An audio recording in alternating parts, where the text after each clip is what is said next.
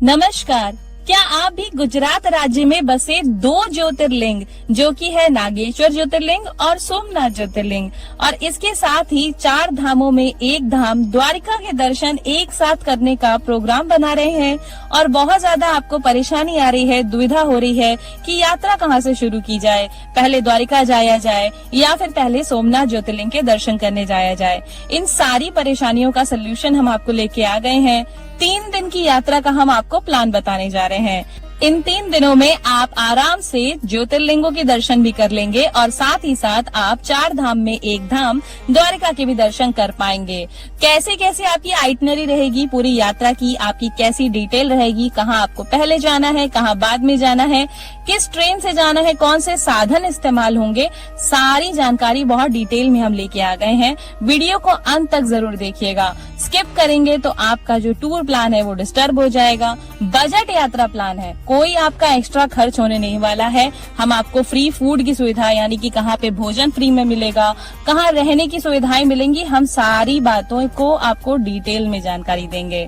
तो वीडियो में लास्ट तक बने रहिएगा और चलिए वीडियो को स्टार्ट करते हैं बिना कोई देरी किए हुए, हर हर महादेव का जयकारा लगाते हुए। तो दोस्तों, यात्रा की शुरुआत करेंगे हम सोमनाथ ज्योतिर्लिंग से। पहले आप सोमनाथ जाएंगे और उसके आगे का क्रम आपको बताते हैं। आप चाहें तो इस क्रम को जस्ट पलट के यानी कि जस्ट उल्टा भी करके अपनी यात्रा को प्लान कर सकते हैं। पहले आप आखिरी तक वीडियो को देखिए, उसके बाद आप चाहें तो उस क्रम को उल्टा करके भी अपनी यात्रा शुरू कर सकते हैं। उसमें आपको कोई परेशानी नहीं आएगी। तो यात्रा की शुरुआत करेंगे सोमनाथ से। आपके शहर से आपको पहले सोमनाथ पहुंचना होगा। आपको सोमनाथ पहुंचने के लिए तीनों साधन मिल जाएंगे। आप चाहें तो ट्रेन से आ सकते हैं, एरोप्लेन से भी आ सकते हैं और आप बाय रोड भी पहुंच सकते हैं। यदि आप ट्रेन के माध्यम से सोमनाथ पहुंच रहे हैं तो आपको 3 रेलवे स्टेशन मिल जाते हैं जो सबसे नजदीकी हैं। पहला है वेरावल जंक्शन, दूसरे नंबर पे है राजकोट जंक्शन और तीसरा है अहमदाबाद। तो आपको अपने शहर से इन तीनों में से जहाँ पे भी सीधी ट्रेन मिल जाए आप उनका रिजर्वेशन करा सकते हैं। सबसे पास का स्टेशन वेरावल जंक्शन पड़ता है। तो सबसे पहला ऑप्शन आपके लिए वेरावल है, दूसरा राजकोट है और तीसरा आपको अगर नहीं मिलता है तो आप अहमदाबाद उतर सकते हैं। उसके बाद आपको आगे की यात्रा करनी होगी। सोमनाथ पहुँचने के लिए बाय रोड कर सकते हैं। यदि आप सोमनाथ को फ्लाइट से जाना चाहते हैं तो जो आपको नियरेस्ट एयरपोर्ट मिल जाते हैं वो है केशौद एयरपोर्ट। केशौद एयरपोर्ट आपको जूनागढ़ में मिल जाता है। इसके अलावा आप डीयू एयरपोर्ट तक के लिए फ्लाइट ले सकते हैं या फिर आप राजकोट एयरपोर्ट भी फ्लाइट लेके सोमनाथ के मंदिर के लिए जा सकते हैं। सोमनाथ पहुंचकर आपको वहां पे 1 दिन के लिए रुकना होगा। 1 दिन के लिए आपको होटल या धर्मशाला बुक करनी होगी। आपके रुकने के लिए बहुत अच्छी व्यवस्था आपको धर्मशाला में मिल जाएगी जो वहाँ के ट्रस्ट के द्वारा चलाई जाती है। उसके बारे में एक डिटेल वीडियो हमारे चैनल पे पड़ा हुआ है जिसको आप जाकर के देख सकते हैं। पूरी डिटेल में जानकारी है कि किस प्रकार से आप अपना धर्मशाला में कमरा बुक कर पाएंगे। उसके लिए आई बटन पे लिंक आपको मिल जाएगा। डिस्क्रिप्शन में भी हम उस वीडियो का लिंक दे देंगे और एंड स्क्रीन में भी आपको वीडियो मिलेगा। आप उस पे जा करके सारी जानकारी देख लीजिएगा कि किस प्रकार से अपने रहने की व्यवस्था आप वहाँ पे कर सकते हैं जाने से पहले ही। कि आप अपने शहर से शाम तक तो सोमनाथ पहुँच जाएंगे। बाद में जो आपने होटल बुक किया है या फिर धर्मशाला बुक की है वहाँ पर जाकर आप आराम करेंगे और रात वहाँ पर आप रुकेंगे। उसके बाद सुबह उठकर आप सोमनाथ ज्योतिर्लिंग के दर्शन के लिए जाएंगे और वहाँ पर आरती में भी सम्मिलित हो पाएंगे। सोमनाथ मंदिर में जो दर्शन का समय है वो सुबह 6 बजे से लेकर के रात में 9 बजे तक का है और यहाँ पर आरती 3 समय होती है। यहाँ पर आरती आपको सुबह 7 बजे मिलती है और एक दिन में 12 बजे आरती होती है। उसके बाद सबसे आखिरी आरती होती है शाम के 7 बजे। इसके अतिरिक्त आपको लाइट और साउंड शो मिलता है शाम को मंदिर के पास ही और वो शो आपको जो है रात में 8 बजे से 9 बजे तक देखने को मिलता है। तो आप वो शो भी एंजॉय कर सकते हैं। अब बात करते हैं कि आपको सोमनाथ में जो दर्शनीय स्थल हैं, जो आसपास के टूरिस्ट प्लेस हैं, जो और मंदिर हैं, उन्हें घूमने के लिए कैसे जाना है। बहुत सारे वहाँ पे आपको मंदिर मिल जाते हैं जिनके आपको दर्शन करके जरूर जाना चाहिए। स्क्रीन पे आपको शो हो रहा होगा कि आपको कौन कौन से स्थानों पे वहाँ पे घूमने के लिए जाना है। ये सारे टूरिस्ट प्लेस आप वहाँ पे घूम सकते हैं। आपको वहाँ पे त्रिवेणी संगम, शारदा मठ, हिंगलाज माता जी की गुफा, सूर्य मंदिर, भालका तीर्थ और बाण गंगा, इन सभी स्थानों के दर्शन होंगे। इसके अलावा आपको अहिल्याबाई द्वारा स्थापित एक पुराना मंदिर है जिसे ओल्ड सोमनाथ टेम्पल कहते हैं, वो भी वहाँ पे देखने को मिलता है। और इसके अतिरिक्त आपको सोमनाथ का जो मंदिर है उससे सटा हुआ सोमनाथ का समुन्दर किनारा देखने को मिलता है। समुद्र के किनारे आप वहाँ पर घूम सकते हैं, चौपाटी पे बैठ सकते हैं, एंजॉय कर सकते हैं। और भी बहुत सारी वहाँ पे एक्टिविटीज होती हैं समुद्र किनारे पे, जैसे कि कैमल राइडिंग, हॉर्स राइडिंग। आप वहाँ पर उन चीजों का भी लुत्फ ले सकते हैं, उन चीजों को भी एंजॉय कर सकते हैं। और आपको सोमनाथ के बीच पे जाने के लिए 5 रुपए का टिकट लेना पड़ता है। सोमनाथ के इन सभी दर्शनीय स्थलों को घूमने के लिए आपको 2 ऑप्शन मिल जाते हैं। पहला ऑप्शन, आप चाहें तो जो सोमनाथ ट्रस्ट के द्वारा बस चलाई जाती है उसके माध्यम से इन सभी जगहों को आप घूम लें, और जिसका किराया सिर्फ 30 रुपए प्रति व्यक्ति के हिसाब से लिया जाता है। 30 रुपए की इस टिकट में आप सभी जगहों को घूम पाएंगे। ये बस आपको मंदिर के सामने से 8 बजे सुबह मिल जाती है। इसके अलावा आप सभी स्थानों को टैक्सी से घूम सकते हैं। टैक्सी से घूमने के लिए टैक्सी वाले आपको रिजर्व में 500 से 600 रुपए लेंगे और सभी जगहों को घुमा देंगे। अगर आप पूरे ग्रुप के साथ आए तो आप आराम से टैक्सी बुक करके सभी जगहों को घूम पाएंगे। इस प्रकार से आप एक दिन में सोमनाथ ज्योतिर्लिंग के दर्शन कर लेंगे और इन सभी स्थानों के दर्शन करने के बाद रात को आप आराम से द्वारका के लिए ट्रेन ले सकते हैं।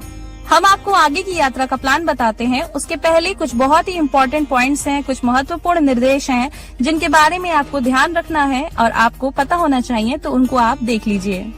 तो सबसे पहली बात ये है कि यात्रा करने के लिए आपको सितंबर से मार्च के समय के बीच में करना चाहिए। सितंबर से मार्च का जो समय है, जो मौसम है, वो गुजरात में घूमने के लिए बहुत ही अच्छा मौसम है, अनुकूल रहता है।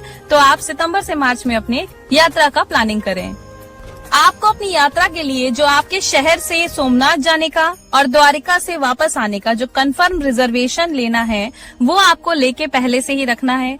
2 से 3 महीने पहले आप रिजर्वेशन लेंगे तो आपको कंफर्म रिजर्वेशन मिलेगा, क्योंकि बहुत ज्यादा ट्रेनें सीधी नहीं आती हैं। तो अपने शहर से आपको जहां से सीधी ट्रेन मिले तो उसे आप एडवांस में ही बुक करा लें और 2-3 महीने पहले ही करा लें। अब हम आपको जैसे कि आगे का प्लान बताने जा रहे हैं, तो उससे रिलेटेड जो सबसे इम्पोर्टेंट बात यह है कि आप सोमनाथ से द्वारिका जाने के लिए जो ट्रेन नंबर शो हो रहा है, ओखा एक्सप्रेस, ये आपको रोज गाड़ी मिलती है। इसमें आप अपना कंफर्म रिजर्वेशन पहले से ले लें। इसके अतिरिक्त आप सोमनाथ में 1 दिन रुकने के लिए और द्वारिका में 1 दिन रुकने के लिए एडवांस में रूम की बुकिंग भी करवा लीजिए। सोमनाथ में कहाँ रुकना है, कैसे रुकना है, उसके वीडियो के लिए आपको डिस्क्रिप्शन में लिंक मिल जाएगा। वहां जा करके उस वीडियो को देख के अपने रूम की बुकिंग करा सकते हैं धर्मशाला के लिए। और उसके अतिरिक्त द्वारिका में आपको कहाँ रुकना है, उसके लिए भी आपको वीडियो में लिंक मिल जाएगा। वहां पे जा करके देख लीजिए वीडियो को और अपने रूम की बुकिंग एडवांस में करवा के रखें। ये पूरी जो यात्रा है वो 3 दिनों की होगी। 3 दिनों में आपको सिर्फ घूमने का हमने समय जोड़ा है। इसके अतिरिक्त आपके शहर से इन जगहों पर आने के लिए कितना समय लग रहा है और वापस जाने में कितना समय लग रहा है, उसे आप अलग से जोड़ लें। तो चलिए अब आपको आगे की यात्रा बताते हैं। आगे आपको द्वारिका के बारे में बताते हैं। तो जैसे कि हमने आपको बताया कि आप रात को द्वारिका के लिए ट्रेन ले लेंगे सोमनाथ से और आप सुबह सुबह वहाँ पहुँच जाएंगे। 7:30 बजे आप द्वारिका पहुँच जाएंगे। अब सवेरे वहाँ पहुँच के आप सबसे पहले अपने लिए रूम बुक करेंगे। धर्मशाला या होटल में आपको वहाँ पे रूम लेना होगा। उसके लिए जानकारी के लिए वीडियो हमने आपको जैसे पहले ही बताया, डिस्क्रिप्शन में लिंक मिल जाएगा। आई बटन पे भी हम लिंक दे देंगे, तो वीडियो को आप देख लीजिएगा और अपने रहने की वहाँ पे अच्छी सुविधा आपको वहाँ पे मिल जाएगी। तो उसके बाद आप अपने रूम में पहुँच जाएंगे, अपने सामान वगैरह को वहाँ पे रख के उसके बाद आप आगे की यात्रा शुरू करेंगे। द्वारिकाधीश मंदिर में दर्शन करने के कुछ नियत समय हैं जिनके बारे में आपको बता देते हैं। द्वारिकाधीश का जो मंदिर है वो सुबह 9 बजे से 1 बजे तक दर्शन के लिए खुला रहता है। 1 से 5 के बीच में मंदिर बंद रहता है। उसके बाद शाम को 5 बजे से लेकर 9:30 बजे तक दर्शन के लिए मंदिर ये खुला रहता है। इसके अलावा द्वारिकाधीश मंदिर में आरती के विभिन्न समय हैं जिनके बारे में हम आपको जानकारी दे देते हैं। 6:30 बजे होती है मंगला आरती, जिसके साथ द्वारिकाधीश को जगाया जाता है। दूसरी आरती होती है श्रृंगार दर्शन की आरती, जो कि 9 बजे होती है। श्रृंगार आरती में द्वारिकाधीश को सजाया जाता है। शाम के वक्त 7 बजे संध्या आरती होती है, जब द्वारिकाधीश को भोग लगाया जाता है। और उसके बाद रात को 8:30 बजे शयन आरती से द्वारिकाधीश को सुलाया जाता है। तो ये था द्वारिकाधीश मंदिर के टाइमिंग। आप इस टाइमिंग के हिसाब से अपने सुबह दर्शन कर लेंगे और उसके बाद आगे की स्थानों को घूमने के लिए जाएंगे। द्वारिकाधीश के दर्शन करने के पहले गोमती नदी में स्नान करना जरूरी होता है। तो सबसे पहले आप गोमती नदी के घाट पर जाकर स्नान करेंगे और उसके बाद आप गोमती घाट के मंदिरों में दर्शन करने के लिए जाएंगे। फिर दर्शन करते हुए उसके बाद आप सुदामा सेतु पे पहुंचेंगे और सुदामा सेतु को पार करके पंचनंदन तीर्थ के दर्शन के लिए जाएंगे। उसके बाद आप समुद्र नारायण मंदिर में दर्शन करेंगे और वहां से कुछ कदमों की दूरी पर आपको द्वारिका का बीच देखने को मिलेगा। वहां पे आपको समुन्दर का किनारा बहुत ही खूबसूरत देखने को मिल जाता है, जहां पर आप शांत और खूबसूरत वातावरण का आनंद ले सकते हैं। इसके अलावा आपको बहुत सारे और भी दर्शनीय स्थल वहाँ पे मिल जाते हैं द्वारिका में घूमने के लिए। तो उनको जाने के लिए आप वहाँ पर बुकिंग कर सकते हैं टैक्सी की। मंदिर के बाहर ही आपको बहुत सारे टैक्सी की जो है ट्रैवल एजेंसी और दुकानें मिल जाती हैं। वहाँ पे जाके आप अपनी टैक्सी को पहले ही बुक कर सकते हैं और इनको आपको घूमने में, सभी जगहों को घूमने में 6 से 8 घंटे का समय लग जाता है और 600 से 800 रुपए में आपको ये टैक्सी बुकिंग होती है। तो उसमें आप जा करके सभी जगहों को घूम सकते हैं जिनके बारे में हम आपको बताने जा रहे हैं और स्क्रीन पे फ्लैश हो रहा होगा। आप यहाँ पर घूमने इन जगहों पर जाएंगे। आप वहाँ पे रानी रुक्मणी देवी का मंदिर भी दर्शन के लिए जा सकते हैं। रानी रुक्मणी द्वारिकाधीश की पत्नी थी और उनका मंदिर द्वारिकाधीश मंदिर से 5 से 6 किलोमीटर की दूरी पर स्थित है। इसके अलावा आप जाएंगे नागेश्वर ज्योतिर्लिंग के दर्शन करने के लिए। जी हाँ, आपको दूसरा ज्योतिर्लिंग जो मिल जाता है वो गुजरात राज्य में नागेश्वर ज्योतिर्लिंग के नाम से मिलता है। इसके अलावा जो आपकी टैक्सी बुक हुई है वो आपको लेके जाएगी गोपी तालाब और बेट द्वारिका के दर्शन कराने के लिए। बेट द्वारिका के दर्शन करने के लिए लोग नाव के द्वारा जाते हैं, लेकिन अभी वहाँ पर नया पुल बन गया है जो केबल पुल है, उसके थ्रू भी आप जा सकते हैं। उस पुल पर अगर आप अपनी गाड़ी से आए हैं तो गाड़ी से जा सकते हैं। तो आराम से आप अपना दर्शन करने के लिए पुल के माध्यम से भी जा सकते हैं और नाव के माध्यम से भी जा सकते हैं। तो आप नागेश्वर ज्योतिर्लिंग के दर्शन कर लेंगे और इसी प्रकार गुजरात के 2 ज्योतिर्लिंग जो आपको मिल जाते हैं उनके आप दर्शन आराम से कर पाएंगे इस 3 दिन की यात्रा में। इस कार आपकी द्वारिका की यात्रा भी संपन्न होती है और इसी तरह आप 2 ज्योतिर्लिंग और 4 धाम में 1 धाम के दर्शन कंप्लीट कर लेते हैं। अब आप आराम से द्वारिका से भी अपने शहर के लिए सीधी ट्रेन की रिजर्वेशन करवा के वापस जा सकते हैं, या आपको अगर सीधी ट्रेन द्वारिका से नहीं मिलती तो आप अहमदाबाद से अपने रिजर्वेशन ले सकते हैं और अपने शहर के लिए वापस जा सकते हैं। दोस्तों, आप इस यात्रा को अपने अनुसार बदल सकते हैं या फिर इसको उल्टा कर सकते हैं, इसको रिवर्स तरीके से कर सकते हैं।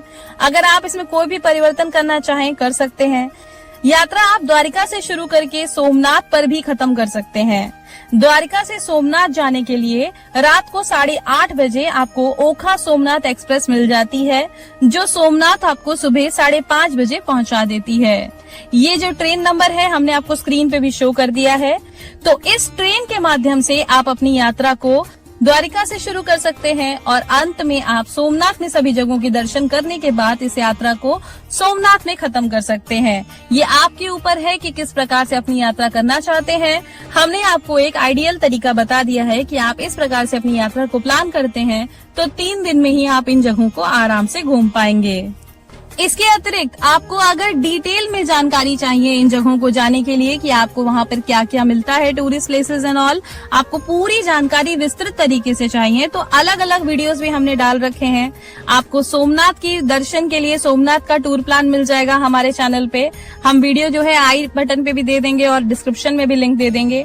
इसके अलावा आपको द्वारिका कैसे जाना है और वहाँ पे कहाँ कहाँ कैसे कैसे घूमना है उसके लिए भी एक अलग से सेपरेट वीडियो हमारे चैनल पर पड़ा है, जहाँ पे आपको डिटेल में जानकारी मिलेगी। प्लस हमने आपको पहले ही बता दिया कि रहने के बारे में आपको धर्मशालाओं की जानकारी भी हमने अपने वीडियो में दे दी है, तो उसको भी आप जा करके देख सकते हैं। और आपको कोई भी परेशानी आती है तो कमेंट सेक्शन में हमसे पूछिए, कमेंट कीजिए, हम आपको जरूर जवाब देंगे। बात करें इस यात्रा में बजट के बारे में कि कितना कुल खर्च आने वाला है, तो आपको इस पूरी यात्रा में 4 से 5,000 रुपए का खर्च आ सकता है एक व्यक्ति पर। आप इस बजट को अच्छे से अगर चाहें तो और ज्यादा कम कर सकते हैं। आप फ्री भोजन की व्यवस्था को अगर अपनाते हैं, आप धर्मशालाओं में रुकते हैं, अपने हिसाब से एडजस्ट कर सकते हैं, तो आपका खर्च इतना आने वाला है। और इस खर्च में हमने आपके शहर से जो आने का खर्चा है और वापस जाने का खर्चा है, जो टिकट का प्राइस है, वो नहीं जोड़ा है। ये सिर्फ आपकी यात्रा में जितना खर्च होने वाला है उसके बारे में हम आपको जानकारी दे रहे हैं।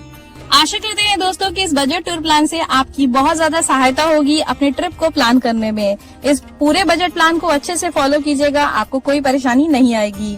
अगर कोई परेशानी आती है तो आप कमेंट सेक्शन में मुझसे बता सकते हैं, तो आपके हम सवालों का जवाब जरूर देंगे। आपकी यात्रा बहुत मंगलमय हो, ईश्वर से मेरी यही कामना होगी। अगर वीडियो पसंद आया हो तो वीडियो को लाइक जरूर कर दीजिएगा। चैनल पर नए हो तो सब्सक्राइब किए बिना बिल्कुल मत जाइएगा। फिर मिलते हैं किसी और नए बजट टूर प्लान के साथ में या फिर किसी धर्मशालाओं की जानकारी के साथ में। तब तक के लिए नमस्कार।